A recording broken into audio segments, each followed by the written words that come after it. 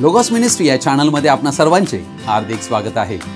प्रभू येशू ख्रिस्त जो संपूर्ण जगाचा उद्धार करता त्याच्या अति पवित्र व सामर्थ्यवान नावाने मी ॲलन लोबो आपणा सर्वांना शुभेच्छा देत आहे। हे चॅनल सबस्क्राइब करणाऱ्या सर्वांचे मी हृदयपूर्वक आभारी आहे। आजचा हा संदेश जर तुम्ही पहिल्यांदाच पाहत असाल व जर तो तुम्हाला आवडला तर कृपया तुम्ही तो इतरांबरोबर शेअर करावा, लाईक करावा व संदेशाचे नोटिफिकेशन तुम्हाला कायम मिळण्यासाठी तुम्ही बेल रिंग प्रेस करावी। Thank you and God bless you.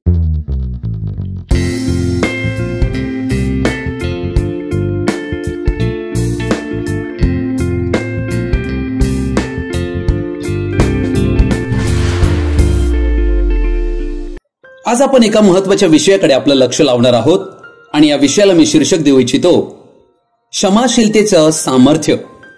प्रियजन हो, क्षमाशीलतेची आम्हा सर्व मनुष्यांना अत्यावश्यकता आहे। प्रभू येशू ख्रिस्त या जगात देवाचे राज्य स्थापन करावयास आला। त्याने त्याच्या राज्याची अनेक तत्वे, सिद्धांत शिकविले, ज्याचे वर्णन पवित्र शास्त्र बायबलमध्ये आम्हाला आढळते, ज्याद्वारे आम्ही एक उत्तम आशीर्वादित असे जीवन या जगात जगू शकतो। ख्रिस्त येशूच्या या सर्वोत्कृष्ट शिकवणीबद्दल, क्षमादानाच्या सद्गुणाबद्दल मी त्याचा फार आभारी आहे। देवाच्या राज्यात उत्तम रीतीने जगण्यासाठी अति आवश्यक आणि पायाभूत तत्व जर काही असेल तर ते क्षमाशीलता होय। यामुळे आम्ही भूतकाळातील ओझे वर्तमान काळात वाहत नसतो। आमच्या ख्रिस्ती जीवनाचा एक अतिशय महत्त्वाचा अंग म्हणजे क्षमाशील जीवन आहे। आम्ही प्रत्येक व्यक्ती अपूर्ण आहोत। याकोबाचे पत्र याचा 3 अध्याय 2 वचन म्हणते, कारण आपण सगळेच पुष्कळ चुका करीतो। कोणी जर बोलण्यात चुकत नाही तर तो मनुष्य पूर्ण होय, तो सर्व शरीर ही काही यात ठेवण्यास समर्थ आहे। अर्थात आम्ही प्रत्येक व्यक्ती अपूर्ण असून सतत चुका करीत असतो आणि त्याचमुळे क्षमाशीलतेची निर्मिती झालेली आहे। म्हणूनच आम्हाला क्षमा करावी लागते आणि क्षमा मागावी लागते। अर्थात क्षमाशीलता हे कारण होते देवाचे या पृथ्वीवर मानवी शरीरात अवतरण्यासाठी की त्याने क्रूसावर मरण पत्करावे आणि स्वर्गीय पित्याबरोबर आमचा समेट घडवावा। येशूने पाप क्षमेसाठी फारच उच्च किंमत मोजून दिली। ती किंमत समजण्यास एक प्रकटीकरण हवे। तर आपल्या सर्वांना विनंती आहे की आजचा हा संदेश तुम्ही सर्वजणांनी आवर्जून शेवटपर्यंत पाहावा। आमच्या जीवनामध्ये सर्वाधिक मोठा संघर्ष आम्हाला जर कुठे करावा लागत असेल तर तो क्षमाशीलतेविषयी।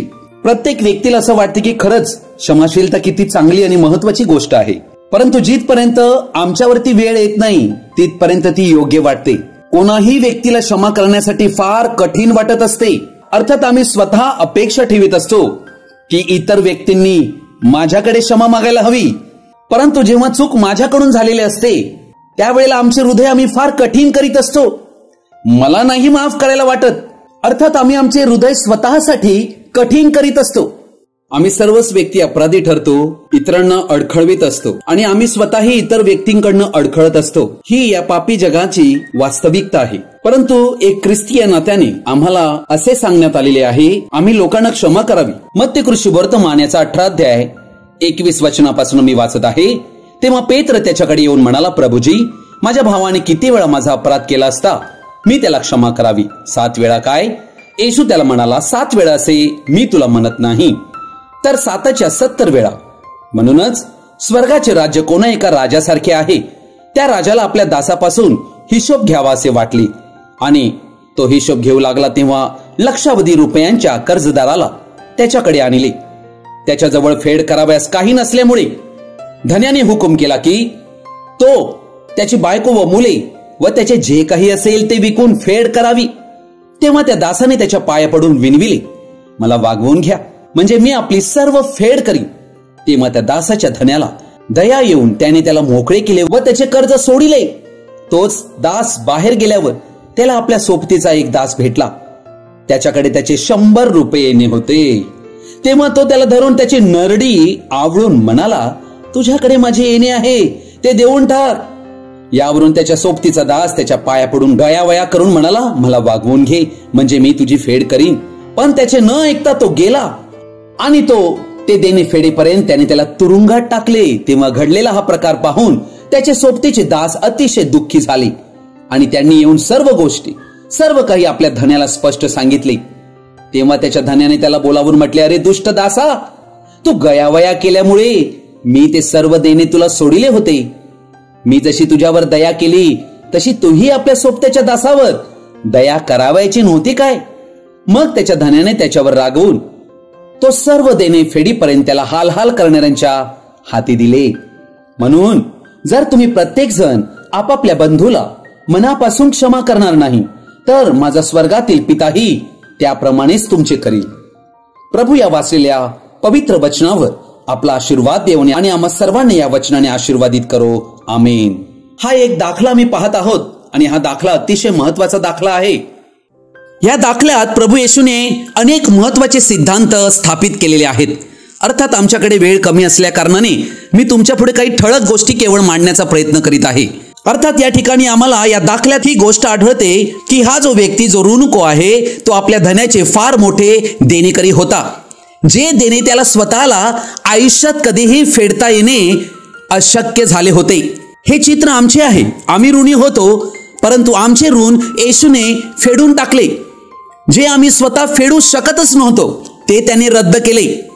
कलेसेकरास पत्र 2:14 आपल्या विरुद्ध असलेले म्हणजे आपल्याला प्रतिकूल असलेले विधीचे ऋणपत्र त्याने खोडले व वधस्तंभाला खिळून त्याने ते रद्द केले. पहा, ख्रिस्त येशूने आम्हाला या पापाच्या दास्यांतून सोडविली व आम्हाला आमच्या अगणित पापांची क्षमा मिळाली. आता आम्हाला क्षमा मिळालेली असताना जेव्हा आमच्या अपराध करणाऱ्यास आम्ही छोट्या छोट्या गोष्टीमुळे माफ करीत नसतो तेव्हा आम्हाला मिळालेली क्षमा काढून टाकली जाते व जसा त्या व्यक्तीला कर्ज फेडेपर्यंत तुरुंगात डांबविले गेले तसेच देव आमच्याकडून ही क्षमा काढून घेतो व हालहाल करणाऱ्या म्हणजेच दुरात्म्याच्या स्वाधीन करतो.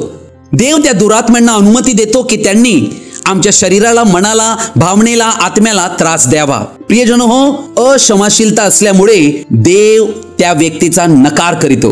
ही गोष्ट किती गंभीर आहे हे आम्ही समजायला हवे. प्रियजन, क्षमाशीलता ही सर्वात मोठ्या प्रेमाचे स्वरूप आहे. जेव्हा प्रत्येक वेळी आम्ही देवाकडून स्वतःच्या पापांबद्दल क्षमेची अपेक्षा करून प्रार्थना करीतो की देवा मला क्षमा कर, परंतु त्याच वेळी आम्ही दुसऱ्यांना त्यांच्या पापांची क्षमा करू इच्छित नाहीत ज्यांनी आमच्या विरुद्ध पाप केले आहे. अर्थात क्षमा करणे हे अनेकांना अवघड जाते. ते विचार करीतात, आता मी तर त्यांच्यावर भरोसाही ठेवू शकत नाही. अर्थात नातेही ठेवू इच्छित नाही. नाते ठेवावे की न ठेवावे ही वेगळी गोष्ट आहे. तुम्ही नाते न ठेवण्याची इच्छा करता तर तसे करू शकता, पण क्षमा मागून आम्हाला मोकळे होणे गरजेचे आहे. काही वेळेला बायबल देखील आम्हाला काही लोकांपासून दूर राहण्यास सांगते. आमची जबाबदारी येते क्षमा करा आणि पुढे निघा. परंतु आम्ही क्षमा करणार नाही तर आम्हाला शांती मिळणार नाही. आमच्या मनात राग, द्वेष, कडूपण आत राहील. अक्षमाशीलतेमुळे व ते विषाप्रमाणे आमच्या जीवात कार्य करीते. काही वेळेला काही व्यक्तींना याचे भानही नसते की त्यांनी दुसऱ्यांना किती जखमा दिल्या आहेत, तरीही त्यांना क्षमा करा. का बरे? कारण तुम्हाला देवासमोर योग्य राहणे आवश्यक आहे. कारण तो देव तुमच्याकडून दुसऱ्यांना क्षमा करण्याची अपेक्षा बाळगतो. अर्थात प्रभू येशू या ठिकाणी ही शिकवणूक देत आहे की आम्ही आमच्या बंधूला मनापासून क्षमा करायला हवी. मग प्रश्न निर्माण होतो की मी किती वेळा क्षमा करावी? हा प्रश्न पेत्राने विचारला होता आणि त्यावेळेला प्रभू येशूने त्याला उत्तर दिले. मत्तेकृ शुभवर्तमान 18 आणि 21 वचनापासून मी वाचत आहे. तेव्हा पेत्र त्याच्याकडे येऊन म्हणाला, प्रभूजी, माझ्या भावाने किती वेळा माझा अपराध केला असता मी त्याला क्षमा करावी? 7 वेळा काय? येशू त्याला म्हणाला, 7 वेळा असे मी तुला म्हणत नाही, तर 7च्या 70 वेळा अर्थात 490 वेळा. याचा अर्थ आहे प्रत्येक वेळी क्षमा करावी. लूका शुभवर्तमान 17 3 आणि 4 वचन, तुम्ही स्वतः सांभाळा. तुझ्या भावाने तुझा अपराध केला तर त्याचा दोष त्याला दाखव, आणि त्याने पश्चाताप केला तर त्याला क्षमा कर. त्याने दिवसांतून 7 वेळा तुझा अपराध केला आणि 7 वेळा तुझ्याकडे परत येऊन मला पश्चाताप झाला आहे असे म्हटले तरी त्याला क्षमा कर. क्षमाशीलतेला काहीही पर्याय नसतो. विचार करा, किती आमच्या अपराधांसाठी प्रत्येक दिवशी आम्ही जबाबदार ठरतो. किती वेळा आम्ही देवाला दुखवितो आणि प्रत्येक दिवशी, प्रत्येक क्षणी आमच्याकडून अपराध घडत असतात. अर्थात आम्ही एक उदाहरण पकडूया, 1000 आम्ही अपराध या दिवसाला केले. परंतु ज्या वेळेला आम्ही पश्चाताप करीतो आणि प्रभू जवळ येतो आणि आमच्या हृदयात त्याला बोलावितो, तेव्हा आमच्या सर्व पापांची तो क्षमा करीतो. ती पापे पुसून टाकतो. देवाच्या स्मरणांतून देव ती पापे काढून टाकतो. आजपर्यंत प्रत्येक दिवशी देवाने आमचा पुन्हा पुन्हा अपराध करून देखील स्वीकार केलेला आहे. म्हणून तो प्रभू तुम्हा आम्हाकडून अपेक्षा करीतो की आमच्या विरुद्ध 5-10 वेळा अपराध करणाऱ्यास आम्ही माफ करू शकत नाही काय? क्षमाशीलता म्हणजे जे देवाने माझ्यासाठी केले तेच मी करणे. ज्यांनी आमच्या विरुद्ध अपराध केला आहे त्यांना माफी देणे व ज्यांच्या विरुद्ध आम्ही अपराध केला आहे त्यांच्याकडे माफी मागणे. कैक वेळा आम्ही काही वाईट केले नसताही क्षमा आम्हाला मागावी लागते. क्षमाशीलता म्हणजे ज्या व्यक्तीने आम्हाला दुखविले त्याला माफ करून सोडून देणे, त्याचे जमा झालेले ऋण रद्द करणे होय. मत्तकृत शुभवर्तमान याचा 6वा अध्याय 14 आणि 15 वचन मी वाचत आहे. हे वचन अतिशय महत्वाचं वचन आहे. कारण जर तुम्ही लोकांना त्यांच्या अपराधांची क्षमा केली तर तुमचा स्वर्गीय पिता तुम्हालाही क्षमा करील. परंतु जर तुम्ही लोकांना क्षमा केली नाही तर तुमचा पिताही तुमच्या अपराधांची क्षमा करणार नाही. प्रभू येशू ख्रिस्ताने ज्या वेळेला प्रभूची प्रार्थना आम्हाला करण्यास शिकविली त्यावेळेला ही अट त्या प्रार्थनेमध्ये घालण्यात आलेली आहे. देवाकडून आम्हाला क्षमा मिळायची असेल तर आम्हाला इतरांना क्षमा करणं फार आवश्यक आहे व इतरांना क्षमा करण्याबाबतीत जर आम्ही अक्षमाशील वृत्ती बाळगली तर देवाकडूनही आम्हाला क्षमा मिळणार नाही असे हे वचन स्पष्टपणे शिकवित आहे. क्षमा म्हणजे एक अजून संधी देणे. क्षमाशीलता म्हणजे नव्याने सुरुवात करणे होय. क्षमाशीलता म्हणजे सर्व ओझे टाकून देणे आहे. क्षमाशीलता म्हणजे सर्व ऋण सोडून देणे आहे. क्षमाशीलता म्हणजे क्रोध, द्वेष, सूडबुद्धी घालवून टाकण्याची ही एक चावी आहे. क्षमाशीलता हे एक दैवी सामर्थ्य आहे. क्षमा ही कडूपणाची साखळी तोडून टाकते, गैरसमज ही दूर करीते. प्रभू येशू ख्रिस्त क्रुसावर खिळलेला असतानाही त्याने क्षमाशीलतेची कृती करून दाखविली. ते तर त्याला ठार मारित होते. त्याने म्हटले, पित्या त्यांना क्षमा कर. त्याच्याकडे सामर्थ्य व अधिकार होता की त्याने सैनिकांची तुकडी पित्याकडून मागवावी. अर्थात तो त्यांचा नाश करू शकत होता जे त्याचा छळ करत होते, त्याला मारहाण करीत होते. परंतु त्याने त्या रोमी सम्राटाला, रोमी लोकांना, शिपायांना सोडून दिले कारण आम्हाला त्याला मुक्ती द्यायची होती. म्हणून क्रुसावर प्रभू येशू ख्रिस्ताने शब्द काढले, हे पित्या, हे काय करीत आहेत? हे यांना समजत नाही, तू त्यांना क्षमा कर. अर्थात प्रभू येशू ख्रिस्ताने क्षमाशीलतेचं उदाहरण स्वतः आमच्या पुढे ठेवलं. इतकेच नाही तर पुनरुत्थानानंतरही त्याने तेच केले. पेत्राला क्षमेचे प्रेम दाखविले. जो पेत्र म्हणाला होता की मी तुझ्यासाठी मरावयास तयार आहे, परंतु येशूने त्याला म्हटले होते की कोंबडा हरवण्यापूर्वी तुम्हाला 3 वेळा नाकारशील. व 3ऱ्या वेळी तर त्याने शापोच्चार केला होता येशूला नाकारताना, मला हा मनुष्य कोण आहे माहीतही नाही. परंतु प्रभू येशू ख्रिस्ताने ज्या वेळेला पुनरुत्थानानंतर प्रथम दर्शन दिल्यावर सांगितले की जा व माझ्या शिष्यांना सांगा की मी जिवंत आहे व पेत्राला सांगा की मी तुला गालिलात भेटेन. अर्थात त्याने पेत्राला क्षमा केली होती आणि पेत्रानेही 3 वेळा कोंबडा हरवताच हे ओळखले होते की मी येशूच्या विरुद्ध वागलेलो आहे. तो पश्चातापाने फार रडलेला आहे. तोच पेत्र प्रेषितांची कृत्ये 3 अध्याय 19व्या वचनात म्हणतो, तेव्हा तुमची पापे पुसून टाकली जावी म्हणून पश्चाताप करा व वळा, अशासाठी की विश्रांतीचे समय प्रभू जवळून यावे. परंतु देव पापे सर्व पुसून टाकतो. जेव्हा तो आमच्याकडून खरा पश्चाताप पाहतो तो आमची पातके आठवीतही नाही. देव आमची पापे क्षमा करण्यास उतावळा होतो. म्हणून देवाकडे क्षमेसाठी भीक मागावी लागत नाही. जेव्हा आम्हाला देवाच्या प्रेमाची खरी समज प्राप्त होते तेव्हा आमच्या डोळ्यांतून अश्रूंचे प्रवाह वाहू लागतात. इफिसकरास पत्र 4 अध्याय 32 वचन म्हणते, आणि तुम्ही एकमेकांबरोबर उपकारी व कनवाळू व्हा. जशी देवाने ख्रिस्ताच्या ठाई तुम्हाला क्षमा केली आहे तशी तुम्हीही एकमेकांना क्षमा करा. हे देवाचं वचन आम्हाला शिकवित आहे. देव एवढा क्षमाशील आहे तर जे आम्ही अपूर्ण मनुष्य एकमेकापासून का बरी क्षमा रोखून ठेवावी? त्यापेक्षा एकमेकाबरोबर समेट करणे, विषय सरळ करणे गरजेचे आहे. जिथपर्यंत आम्ही त्या विषयावर स्पष्टपणे बोलत नसतो तिथपर्यंत ती गोष्ट आमच्या हृदयांतून जात नसते. अर्थात या गोष्टीला कदाचित खूप वर्षेही झाली असतील, परंतु आजही आम्ही क्षमा करू शकतो. क्षमाशीलता ही शक्य आहे कारण क्षमाशीलतेच्या द्वारे आम्ही नव्याने सुरुवात करीतो. क्षमा मिळणाऱ्या लोकांनी क्षमा करायला हवी. जर देव आम्हाला क्षमा करीतो तर आम्हीही इतरांना क्षमा करायला हवी. आम्ही ख्रिस्ती व्यक्ती अनेक वेळेला आमच्या मनामध्ये एकमेकाविषयी द्वेष बाळगत असतो. अर्थात त्यामुळे आम्ही देवापुढे दोषी ठरतो. आमच्या स्वतःच्या पापामुळे आणि आमच्यामध्ये निर्माण झालेल्या अक्षमाशील प्रवृत्तीमुळे. अक्षमाशीलता ही शत्रू सैतानाचे फार मोठे सर्वत्र वापरात येणारं शस्त्र आहे. प्रत्येक अक्षमाशीलतेची कृती ही अपराधाची सुरुवात करीते व ते एका बीजाच्या स्वरूपात आमच्या हृदयात कडूपणाचे झाड अंकुरित करीते. राग, टीका, द्वेष, हेवा, मत्सर आमच्यात निर्माण करीते. मग अक्षमाशीलतेचा जन्म होतो. आमच्यात त्या व्यक्तीविषयी द्वेष निर्माण होतो.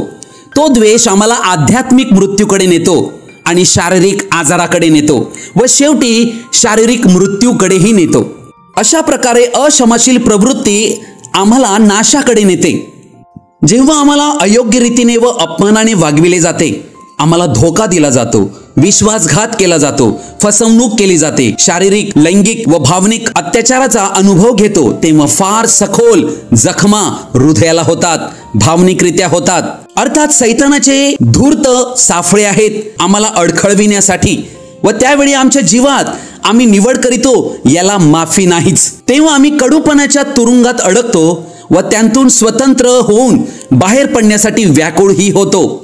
सैतान हे साफळे आध्यात्मिक जीवन आमच्यातून नष्ट व्हावे म्हणून रचतो. परंतु तुम्ही सत्यात परिपक्व झाल्याने क्षमाशीलतेच्या गुणांमुळे त्यांतून बाहेर पडू शकता. अर्थात या मार्गातच देवाने आमची आध्यात्मिक वाढ व परिपक्वता ठेवलेली आहे. म्हणून हा जीवनाचा एक अविभाज्य भाग आहे असे समजून आम्ही याचा स्वीकार करायला हवा. उत्पत्तीच्या पुस्तकात आम्ही योसेफाचे उदाहरण पाहतो. त्याला त्याच्या भावांनी छळले, नाकारले, त्याला विकून टाकले, तो तुरुंगात गेला. निरपराधी असतानाही त्याला शिक्षा झाली, परंतु त्याला देवाने उभारले, एक महान प्रभावी व्यक्ती आणि मिस्र देशाचा नेता. योसेफाला तिथपर्यंत देवाची योजना समजली नव्हती. अर्थात काही लोक आमच्या जीवनात यहुदाप्रमाणेच येतील व धोके देतील, परंतु त्याने आम्हाला काही फरक पडता कामा नये. उलट त्यामुळे आमची वाढ, उन्नती होऊन आम्ही परिपक्व होतो. आम्ही धोक्याचा अनुभव घेतला पाहिजे. यहुदा इस्कोरेतचीही आमच्या जीवनात एक स्थान आणि भूमिका आहे. जे देवाची मुले नाहीत त्यांना क्षमा करता येणे अशक्य आहे. उलट ते त्यापासून पळ काढतील, परंतु देवाची लेकरे त्या परीक्षेतून उत्तीर्ण होतील. पवित्र शास्त्र बायबल आम्हाला काय शिकविते? इफिसकरास पत्र 4 अध्याय 26 वचन. तुम्ही रागवा परंतु पाप करू नका. तुम्ही रागात असताना सूर्य मावळू नये. अर्थात आम्ही ज्या वेळेला सूर्य मावळल्यानंतर झोपण्यास जातो त्यावेळेला आम्ही आमच्या मनात राग घेऊन जाऊ नये, कारण तो राग फार वाईट आहे. त्या रागाचे द्वेषामध्ये आणि सूड भावनेमध्ये रूपांतर होत जाते आणि त्यांतून अक्षमाशीलता निर्माण होते. म्हणून आम्ही राग सोडून द्यावा व तत्क्षणी आम्ही माफी करावी, ही देवाची इच्छा आहे. अर्थात त्यामुळे सैतानाला ठिकाण मिळत नाही, अन्यथा सैतान आमच्या जीवनात पाऊल ठेवतो. एक लहानशी गोष्ट आमच्या मनामध्ये फार मोठी गोष्ट बनते व आमच्या मनामध्ये कडूपणाचं मोठं झाड अंकुरित होते. त्यामध्ये द्वेष, हेवा भरलेला असतो. ही गोष्ट खरी आहे आणि आम्ही त्यामुळे देवासमोर विटाळले जातो. अक्षमाशीलता मनुष्याला फार जड बनविते. अक्षमाशील व्यक्ती आपल्या स्वतःला तुरुंगात कोंडून ठेवतो. कदाचित तुम्ही म्हणाल, हा मी अक्षमाशील आहे, ते व्यक्ती क्षमेच्या पात्रच नाहीत. काही वेळेला आम्ही जोर देतो की ही त्याची चूक आहे, त्याने सुरुवात केलेली आहे. नाही, त्याची चूक असू द्या तरीही आम्ही क्षमा मागावी. अर्थात आम्ही अशा प्रकारचा विचार करून त्या व्यक्तींना जखम देत नसतो, तर स्वतःला आम्ही जखम करीत असतो. अक्षमाशीलतेचे काही चिन्हे आहेत जी दर्शवितात की ते व्यक्ती बंधनात अडकलेले आहेत. पहिलं चिन्ह हे आहे, सूड भावनेचे विचार त्यांच्या मनामध्ये सतत येत राहतात व अपराध करणाऱ्यांचे वाईट व्हावे असे ते पाहू इच्छितात. परंतु वचन म्हणते की सूड घेणे देवाकडे आहे, ते देव पाहून घेईल. दुसरी गोष्ट, ज्यांनी आम्हाला दुखविले त्यांना ज्या वेळेला आम्ही दुःखामध्ये पाहतो तेव्हा आमच्यात आनंदाच्या भावना निर्माण होतात. अर्थात त्या भावना आम्ही कधीही प्रकट करीत नसतो, परंतु आमच्या आतल्या आत आम्हाला बरं वाटते. अर्थात हे चिन्ह कडूपणाचं आणि अक्षमाशीलतेचं आहे जी आतमध्ये दडलेली आहे. तिसरी गोष्ट, अक्षमाशील व्यक्ती इतरांबरोबर त्या गोष्टींविषयी बोलतात व या त्यांच्या कृत्यामुळे ते अधिकच साफळ्यात फसले जातात. असे व्यक्ती कडूपणा व द्वेष पसरवितात व ते कोणाला आवडेनासे होतात. ते सतत त्यांचा न्याय करीतात. ही अक्षमाशीलतेची 3 प्रमुख लक्षणे आहेत. मनुष्याकडे अक्षमाशीलता असल्या कारणाने, माफी करण्याची कुवत नसल्या कारणाने आज आम्ही पाहत आहोत की नाते संबंध तुटत आहेत. अक्षमाशीलता हा ख्रिस्ताच्या शरीरात रोगाच्या साथीसारखा आहे. हजार यामुळे आजारी आहेत. कर्करोग, अल्सर आणि इतर आजारांनी ते पीडित आहेत. अनेक मृत पावले आहेत. अक्षमाशील आमच्या जीवनात राहून आम्ही ख्रिस्ती जीवन कधीही विजयाचं जीवन जगूच शकत नाही. अक्षमाशील प्रवृत्ती ही आमच्या जीवासाठी एक विष आहे. अक्षमाशीलता हे पाप आहे व मनुष्याला ते कायम एका तुरुंगामध्ये डांबून ठेवते. कधी बरा न होणारा कॅन्सर प्रमाणे अक्षमाशील प्रवृत्ती हे पाप आहे आणि ते नाशाकडे घेऊन जाते. अर्थात आमच्या जीवनामध्ये कडवटपणा आणण्याचं प्रमुख कारण अक्षमाशीलता आहे. अक्षमाशीलता ही आमचे देवाबरोबरचे नाते नष्ट करीते. कारण आम्ही कोणातरी विषयी आमच्या मनात राग, जळफळ बाळगलेली आहे व त्यामुळे आमच्या प्रार्थना देव ऐकत नाही. प्रार्थनेसाठी अक्षमाशीलता फार मोठे अडखळण आहे. अनेक लोक मला भेटलेली आहेत जी फार चिंतातूर आणि निराश आहेत, कारण त्यांच्या प्रार्थनेचे त्यांना उत्तर मिळत नाही. त्यामुळे ते सतत आध्यात्मिकरित्या दारिद्र्यात जगत आहेत. याचे कारण अक्षमाशीलता. मार्क सुवर्तमान 11:25 प्रभू येशू ख्रिस्ताने म्हटले, आणखी तुम्ही जेव्हा जेव्हा प्रार्थना करावयास उभे राहता तेव्हा तेव्हा तुमच्या मनात कोणाविरुद्ध काही असेल तर त्याची क्षमा करा, अशासाठी की तुमच्या स्वर्गातील पित्यानेही तुम्हाला तुमच्या अपराधांची क्षमा करावी. अर्थात आमच्या प्रार्थनामय जीवनामध्ये सर्वात मोठे जर काही अडखळण असेल तर ती अक्षमाशील प्रवृत्ती. अर्थात प्रार्थना करताना आम्ही अशा प्रकारच्या मनोवृत्तीत हवे की आमच्या मनात कोणाविरुद्ध काहीच नसावे. ही येथे प्रभूची इच्छा आहे. अशा शुद्ध हृदयाने, क्षमाशील हृदयाने जेव्हा आम्ही प्रार्थना करीतो तेव्हा ती आमची प्रार्थना कार्य करण्यास फार प्रबळ असते. कारण आमचा विश्वास जो आहे तो पापक्षमेवर आधारित आहे. अर्थात या विषयावर एक गोष्ट तुमच्या पुढे मी मांडू इच्छितो. एकदा एक स्त्री प्रार्थना कराव्यास ज्या वेळेला प्रार्थनेच्या सभेमध्ये आली आणि तिला गरज होती आरोग्याची, तिच्यासाठी प्रार्थनाही करण्यात आली. ती एक चांगल्या प्रवृत्तीची आणि चांगल्या चारित्र्याची, चांगल्या कुटुंबांतून ती आलेली होती. एके रात्री तिच्यासाठी प्रभू येशू ख्रिस्ताच्या नावाने प्रार्थना करण्यात आली व ती आपल्या घरी आनंदाने निघून गेली आणि ती म्हणाली की मी देवाच्या अभिवचनांवर विश्वास करीते. परंतु ती स्त्री काही बरी झाली नाही. तिच्या 2 मुली तिला पाहावयास आल्या आणि त्यांना तिने विनंती केली की तुम्ही माझ्यासाठी प्रार्थना करा. परंतु तिची परिस्थिती बिकट होत ती नैराश्यामध्ये गेली आणि तिचे जे 2 मुली होत्या त्या तिच्यावर प्रेम करीत होत्या आणि त्यांना माहित होतं की एकच आशा आता आहे आणि ती देवच आहे. त्यावेळेला त्यांनी विचार केला की देवाच्या सेवकाला पुन्हा एकदा आम्ही सांगावे की त्यांनी तिच्यावर अभिषेकाची प्रार्थना करावी. ती स्त्री त्या ठिकाणी प्रार्थनेला आली आणि त्या सेवकाने तिच्यासाठी पुन्हा प्रार्थना केली. ती रडू लागली. अर्थात तिला बरे होण्याची इच्छा होती आणि ज्या वेळेला प्रार्थना समाप्त झाली त्यावेळेला देवाच्या सेवकाने तिला म्हटले की तू बरी झालेली आहेस. तेव्हा तिने नकार देऊन म्हटले, अजून नाही मी बरी झाली, मी आज रात्री बरी होईन. अर्थात तिच्या जीवनामध्ये त्या क्षणाला पवित्र आत्म्याने अद्भुत कार्य केले. अर्थात देवाला काहीच अशक्य नाही, तो विश्वासयुक्त आहे. तिचे हृदय फुटून गेले आणि ती त्या अवस्थेमध्ये आपल्या घरी निघून गेली. ती आपल्या घरी आपल्या झोपाव्याच्या पलंगाजवळ गुडघे टेकून प्रार्थना करू लागली आणि म्हणाली, प्रिय प्रभू येशू, मी खूप प्रयत्न केला की मी विश्वास करावा, परंतु मला समजत नाही. मी अपयशी झालेली आहे प्रिय प्रभू. मी तर तुझ्या वचनावर विश्वास करते, तुझा शब्द मी मानते आणि तुझ्या सेवकाने माझ्यासाठी प्रार्थना केलेली आहे, परंतु अद्याप मला काही बरं वाटत नाही. संपूर्ण मंडळीने माझ्यासाठी प्रार्थना केलेली आहे. मी आता कुठे जाऊ? मी आता काय करू? हे प्रभू, तू माझ्याशी बोल, तूच केवळ माझी एक आशा आहेस. अशी ती प्रार्थना करू लागली आणि त्यावेळेला तिच्या मनात एक विचार देवाने घातला. ती एक शिक्षिका होती व तिने तिच्या सोबत असणाऱ्या एका स्त्रीच्या यशाबद्दल तिच्या जीवनामध्ये तिला द्वेष निर्माण झाला होता. अर्थात त्या दुसऱ्या स्त्रीने अनेक लोकांची मने जिंकून घेतली होती आणि ही गोष्ट हिला आवडली नाही. तिच्या मनात तिच्याविषयी द्वेष निर्माण झालेला होता. काय तो द्वेष होता? मत्सर होता? हेवा होता? काहीच तिला माहित नव्हतं. परंतु याला अनेक महिने निघून गेले आणि तिच्याविषयीचा विचार अधिक प्रबळ असा तिच्या मनात घर करून राहिला. आमच्या अंतःकरणामध्ये ज्या वेळेला कडूपणा, राग, द्वेष हे उत्पन्न होतात त्यांतूनच आजार निर्माण होतात व ते आमच्या शरीरावर विपरीत परिणाम करतात. रोगांची निर्मिती यांतूनच होत असते. ही गोष्ट आम्हाला समजायला हवी. त्यावेळेला ती गोष्ट तिला आठवली आणि तिला प्रभू येशूच्या शब्दांची आठवण झाली की तुम्ही प्रार्थना करता तेव्हा तुमच्या मनात कोणाविषयी काही असेल तर तुम्ही क्षमा करा. त्यानंतर तिने प्रभूच्या चरणाशी 1 तास घालविला आणि प्रभूने तिच्या मनामध्ये त्या स्त्रीविषयी एक चांगलं ख्रिस्ती प्रेम निर्माण केलं. किती उत्तम ती प्रार्थनेची वेळ होती. जेव्हा आम्ही देवाबरोबर बोलतो ती फार उत्तम वेळ असते. तेव्हा देव बोलतो आणि आमच्या जखमा देखील बऱ्या होतात. तेव्हा आमच्यातील द्वेष वितळून जातो. हीच गोष्ट तिच्या जीवनात घडली व ती आपल्या कुटुंबाला पूर्ण विश्वासाने खात्रीपूर्वक म्हणाली की आज रात्री मी पूर्ण बरी होणार आहे.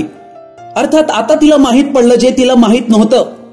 कारण विश्वासाला अडचण निर्माण करणारी एक गोष्ट होती अक्षमाशीलता आणि ती गोष्ट तिच्यातून निघून गेली. देवाने काढली ती गोष्ट. ती बहीण त्या रात्री बरी झाली. तिच्या मनामध्ये घर करून राहिलेला द्वेष, हेवा, कलह, मत्सर सर्व वितळून गेला. हे क्षमेचं सामर्थ्य आहे.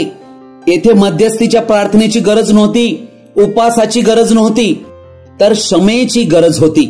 प्रियजन हो, क्षमा एक अद्भुत चमत्कार आमच्या जीवनात घडविते.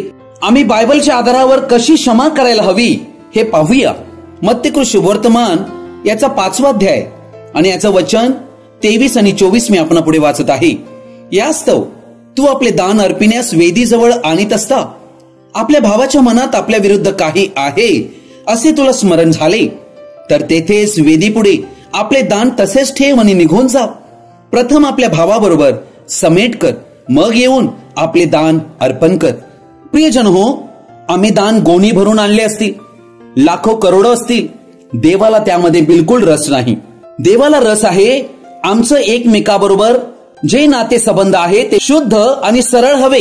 म्हणून वचन या ठिकाणी या गोष्टीवर जोर देत आहे की प्रथम समेट कर आणि मग अर्पण कर. तू अर्पणाला देवाने दुहेरी स्थान दिलेलं आहे व क्षमाशीलतेला सर्वात अधिक स्थान दिलेलं आहे. अर्थात क्षमाशीलताच बंधू प्रीती कायम टिकविते, बंधूमधील ऐक्य कायम टिकविते. म्हणूनच आम्ही याचे महत्व ओळखायला हवे व माफी लगेच करायला हवी. अर्थात प्रभू म्हणतो की वेदीजवळ आणू नको. अर्थात आमच्या प्रार्थनाही आणि आमचे अर्पणही आम्ही अक्षमाशील हृदय ठेवून काहीच कामाचे ठरत नसते. म्हणून आम्हाला प्रथम क्षमा करणे आहे, मगच प्रार्थना करणे आहे, मग देव प्रार्थना ऐकेल. अर्थात आज आम्ही सगळीकडे काय पाहत आहोत?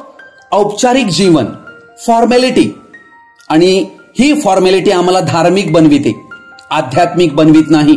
परंतु या गोष्टींचा दुष्परिणाम देव आमची प्रार्थना ऐकत नाही. कारण आम्ही ढोंगीपणाने हास्य देतो, परंतु आमच्या ढोंगीपणाच्या हास्यामागे असमाशीलता लपलेली असते. तेव्हा आमच्या प्रार्थना देखील स्वर्गात वर न जाता सरळ खाली जमिनीवर पडतात. करंथीकरस पहिले पत्र याचा 13 अध्याय आणि याचं 2 ते 4 वचन मी वाचत आहे. मला संदेश देण्याची शक्ती असली, मला सर्व गुजे, सर्व विद्या उगत असल्या आणि डोंगर ढळविता येईल इतका दृढ माझा विश्वास असला, पण माझ्या ठाई प्रीती नसली तर मी काहीच नाही. मी आपले सर्व धन अन्नदानार्थ दिले व मी आपले जिवंत शरीर जाळण्यासाठी दिले, पण माझ्या ठाई प्रीती नसली तर मला काही लाभ नाही. प्रीती सहनशील आहे, परोपकारी आहे. प्रीती हेवा करीत नाही, प्रीती बढाई मारीत नाही, फुगत नाही. अर्थात प्रियजन हो, प्रीतीचं पहिलं चिन्ह हे क्षमाशीलता आहे. जर प्रेम आहे तर क्षमाशीलता नक्कीच तिकडे असणार. म्हणून प्रियजन हो, जर आम्ही स्वतःला ख्रिस्ती समजत आहोत आणि अनेक वर्षांपासून आमच्या हृदयामध्ये अक्षमाशीलता बाळगून आहोत तर आम्ही बंधनामध्ये जगत आहोत. अर्थात प्रभू येशूनेच म्हटले की चांगल्या झाडाला वाईट फळे येणे शक्य नाही आणि वाईट झाडाला चांगली फळे येणे शक्य नाही. प्रत्येक झाड त्याच्या फळावरून ओळखण्यात येते. पहा, त्या उधळ्या पुत्राकडे तो दूर देशी निघून गेला होता व त्याने उधळपट्टी केली व एवढा दरिद्री अवस्थेत पोहोचला की खाण्यासाठी डुकराच्या शेंगा खाण्याची इच्छा झाली. एवढ्या नीच अवस्थेला तो पोहोचला. त्याच्या हृदयात त्याला हे जाणवत होते की त्याला एक पिता आहे जो त्याच्यावर प्रेम करीतो व त्याला तो क्षमा करील. व त्या गोष्टींची आठवण त्याला झाली व तो आपल्या बापाकडे परत गेला व तो वाचला गेला. त्याने निर्णय घेतला की मी माझ्या बापाविरुद्ध व स्वर्ग राज्याविरुद्ध पाप केले आहे. मी जाईन, मी माफी मागेन. मनुष्यांच्या मनाविचारामागे सैतान काम करीत असतो. काही गोष्टी फार मूर्खपणाच्या असतात. त्यासाठी मनुष्य वर्षानुवर्षे मनात अढी बाळगून जगतो. पिता तर त्याची वाट पाहत होता व पित्याने त्याला लांबूनच पाहून तो धावला त्याच्या पुत्रासाठी. त्याच्या अंगाला तर डुकरांचा वास येत होता. तो फाटके वस्त्र घातलेला गचाळ बनून आला होता. परंतु बापाने आपल्या कवेत त्याला घेतले व आज्ञा केली त्याच्या सेवकांना की उत्तम झगाना, उत्तम चपलाना त्याला आंघोळ घाला, त्याला सुंदर वस्त्र नेसा. बापाच्या क्षमाशील प्रेमाने त्या पुत्राला वाचविले, त्याचे जीवन वाचविले गेले. आज असे किती उधळे पुत्र आणि कन्या आज या जगात काना कोपऱ्यात भटकत आहेत. त्यांच्यामध्ये ते शोध करीत आहेत की मी माझ्या आई बापाकडे जाईन.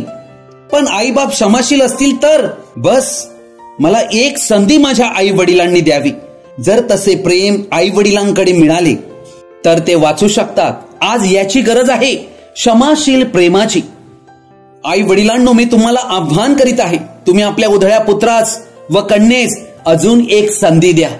कदाचित तुमच्या या क्षमाशील प्रेमळ हृदयाने त्यांचं जीवन बदलून जाईल. क्षमाशीलतेमध्ये फार मोठे सामर्थ्य आहे, जे व्यक्तींच्या जीवनाचा कायापालट करीते, कुटुंबाचा कायापालट करीते. प्रियजन हो, ही वेळ आहे की तुम्ही तुमच्या जीवनांतील प्रत्येकांना क्षमा करावी. ज्यांनी आम्हाला दुखविले आहे, आम्हा विरुद्ध वागलेले आहेत, आम्हाला फसविलेले आहे, आता वेळ आहे की आम्ही त्यांतून मोकळे व्हावे. क्षमा करण्यास कधीही उशीर नसतो. म्हणून प्रियजन हो, देवाकडे क्षमाशीलता मागा. क्षमाशीलता हा एक दैवी सद्गुण आहे. क्षमाशीलता काही भावना नाही तर एक निर्णय आहे. म्हणून क्षमा करण्यास थांबू नका. अर्थात मला वाटलं पाहिजे क्षमा करण्यास, अशा पद्धतीने आम्हाला वाट पाहता कामा नये, परंतु आम्हाला त्वरित क्षमा करण्यास निर्णय घेणे आहे. अर्थात आमची कृती देवाच्या वचनाच्या आधारावर हवी. आम्ही भावनेने चालता कामा नये. दुसरे आमच्याशी कसे वागतात त्याप्रमाणे आम्ही वागता कामा नये. आम्हाला शुद्ध आणि नीतिमान राहणे गरजेचे आहे. कलैसेकरस पत्र 3 अध्याय आणि 13 वचन म्हणते, यासाठी की आपला प्रभू येशू आपल्या सर्व पवित्र जनासह येईल, त्यावेळेस त्याने तुमची अंतःकरणे देव आपला पिता याच्या समोर पवित्रतेत निर्दोष होण्यासाठी स्थिर करावी. प्रभू येशू ख्रिस्ताची कृपा, प्रेम, दया, आनंद आणि शांती तो येईपर्यंत आपण सर्वांबरोबर कायम राहो. आमेन. आजचा हा संदेश आपण सर्वजणांनी ध्यानपूर्वक व शेवटपर्यंत पाहिल्याबद्दल आपणा सर्वांचा मी हृदयपूर्वक आभारी आहे. हा संदेश ऐकल्यानंतर नक्की तुम्हाला काय कळले, कृपया तुम्ही कमेंट बॉक्समध्ये कळवू शकता किंवा आमच्याशी व्यक्तिगत संपर्क साधू शकता. Thank you and God bless you.